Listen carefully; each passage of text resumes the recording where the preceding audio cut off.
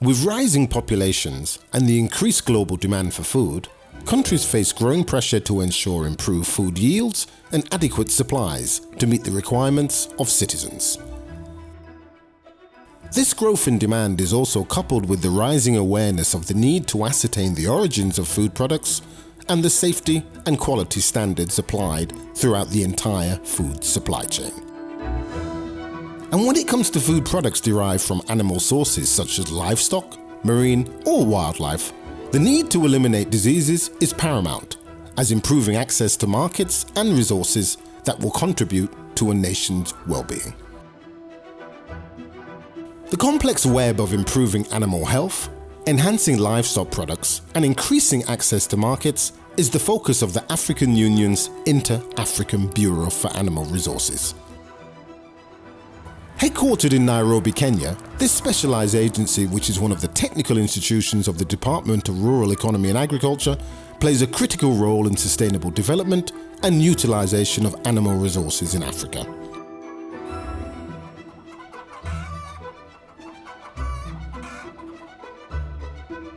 The agency's core motivation is improving nutrition, ensuring food security, and contributing to the well-being and prosperity of the people in the member states of the African Union by delivering on its core mandates of improving animal health and disease prevention, enhancing animal resource production systems, and improving access to input service and markets for animals and animal products. As a multifaceted agency, the focus of AU-IBAR is aligned with the major goals, priorities and aspirations of Agenda 2063. Namely, Aspiration 1, which has as its goals the modernization of agriculture on the continent to increase productivity, improve food security, and transform Africa into a major food exporter in the global arena. AU-IBAR implements a number of essential interventions and projects in conjunction with a range of international partners in order to galvanize trading expertise and support animal welfare strategies, which in turn transforms livelihoods through poverty reduction. In pursuit of these interventions, the agency upholds the African Union's goal of Africa speaking with one voice on key issues and supports the formulation of consensus building and promotion of the common African position within the global animal resources arena.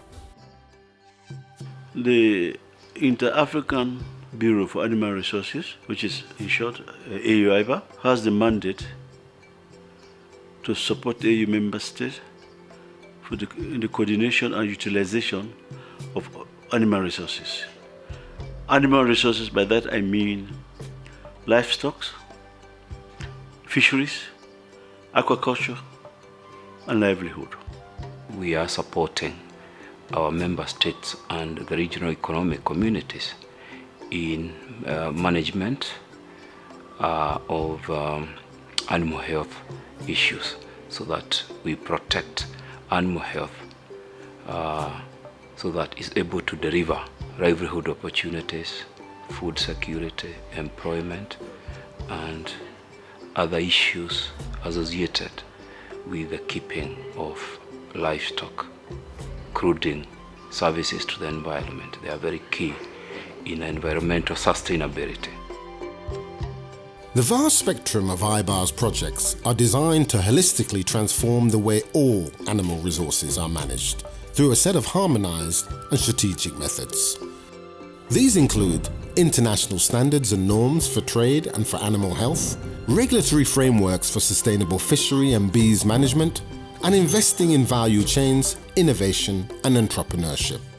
Projects are rolled out across the continent, as well as at regional and national levels, thereby strengthening the capacity and harmonizing common policies between neighboring member states. Africa has a third of the world's livestock, a full third of the world's livestock. And yet we import 4 billion worth of livestock products every year. The livestock development strategy was developed to address 4 areas. The first being to increase investment for the development of the sector. The second one was to address the issues of productivity and production. Then it also looks at technology, how technology can be harnessed and other technologies to really improve the efficiency of the sector.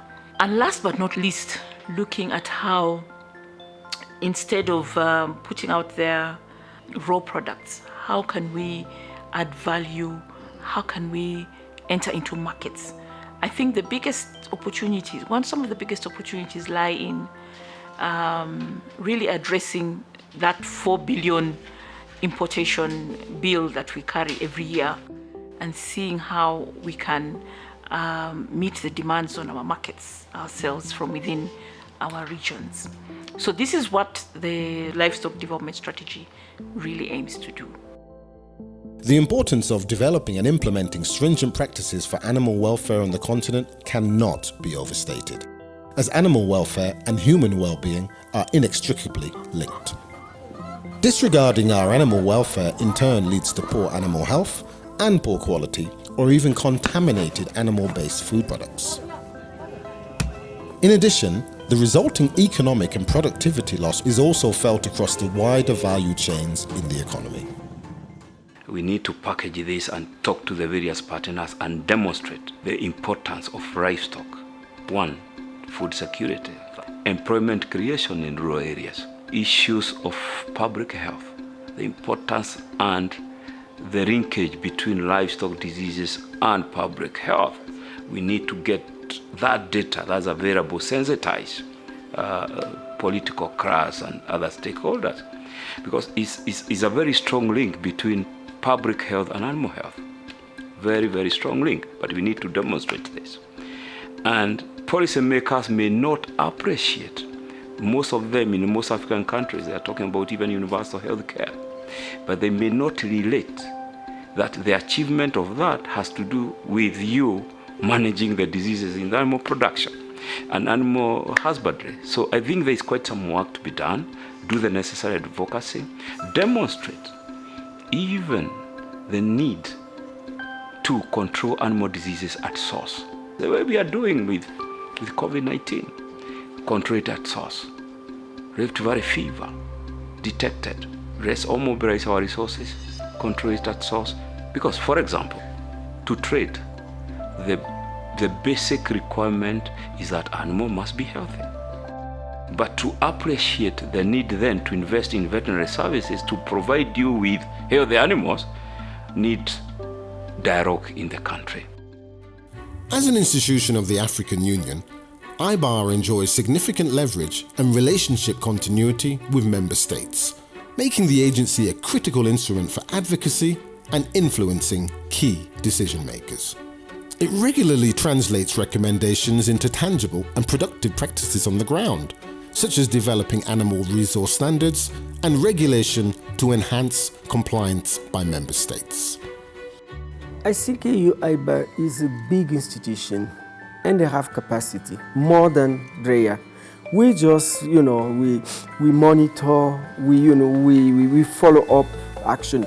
But in terms of real action, concrete action, AU-IBAR is proactive. They have very good relationship with our member countries. They work directly, with our member countries, and they're doing a lot of things for our member countries.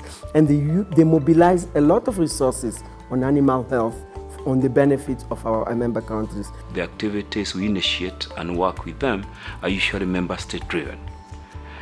And one area we are working with them is the area of trying to improve their veterinary registrations. Because veterinary registration is fundamental in delivery of any other service, because it clearly spells out the obligations of each person and each institution in the delivery of service, and the ability of these countries to protect the animal population, the health of animal population. AU-IBAR is strategically placed to support Africa's blue economy agenda and is facilitating increased trade across the different corridors in Africa. Member states enjoy the support of AU-IBAR when setting up fishery policies and regulatory frameworks. In addition, it helps to promote sustainable use of aquaculture resources between member states and prohibits illegal fishing activities. AU-IBAR also intervention in the fisheries and aquaculture sector is based on the policy framework and reform strategy for fisheries and aquaculture in Africa. The aim of that strategy to support or enhance the sustainable development of fisheries and aquaculture for increased contribution to food security, livelihood, and wealth creation. So the second area objective of that project, what you called as enhancing governance, was to strengthen or increase the sustainable exploitation, development of the small-scale fisheries. The small-scale fisheries has the coastal fisheries and also freshwater fisheries like Lake Victoria, Lake Tanganyika, and the like. They are very, very crucial in terms of livelihood on the continent because the aquatic resources are not finite. They are not at all. Though renewable, but they have to be exploited so they can contribute sustainably to job creation, massively to the current level in terms of millions of jobs. The estimation we are going to about 60 million jobs at the end of it all in 2060. The agency also aims to play a substantive role in reducing gender inequalities in the animal resources arena. While women already constitute 50 to 60% of the labour force in the agro and animal resources sector, entrenched inequalities remain due to patriarchal norms. ARBE's projects are promoting increased participation for women and young people in the sector to foster greater access and control over their own resource and output. Critically, because of the urbanization of Africa, we see the growing demand for animal source foods. So we want to attract more women and youth into the sector. So we have put in place the networks. With the youth and also with the women, to a large extent, we are doing support for startups and for incubation so that they are skilled to learn how to run livestock enterprises. We are going to capacitate women to attract more investments, also to manage their businesses, so the business management aspects, and then also trade.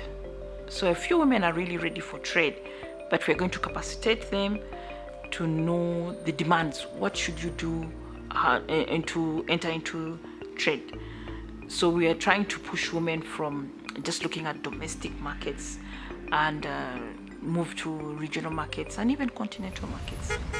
While the predicted future population increase in Africa will put pressure on food and nutritional security, animal livestock welfare protection and improvement will remain at the forefront of AU-IBAR in order to safeguard the health and development of all our citizens.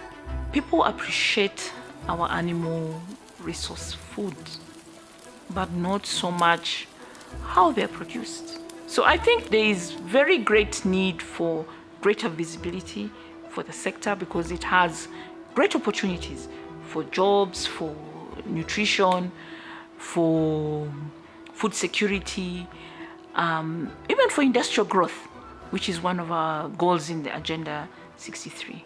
The achievement of the aspirations of Agenda 2063 will really depend on how much we invest in the livestock sector, given the contribution of the sector to the agricultural GDP of most of our countries. In some of the countries, it will hit up to 40%. And therefore, if we have to deal with poverty, if we have to deal with hunger, if we have to promote intra-Africa trade, we have no option but really to support animal health services in our member states. And ARBE is in the forefront to support our member state to achieve their aspirations.